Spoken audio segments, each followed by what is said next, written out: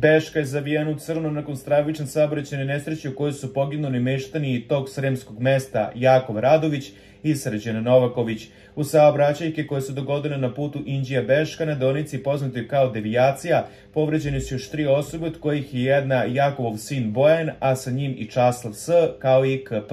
Kako kažu nadležni iz Kliničkog centra Vojvodine, pacijent PK primljen je sa teškim telesnim povredama u vidu višestrukih preloma kostiju lica.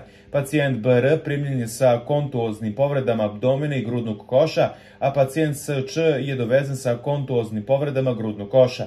Svi pacijenti su posle hitne, blagovremene, kompletne dijagnostike i lekarske pomoći i zbrinjavanja hemodinamski stabilni, nalaze se u urgentnom centru na daljem lečenju, njihovo stanje je nepromenjeno, kažu u Kliničkom centru Vojvodine.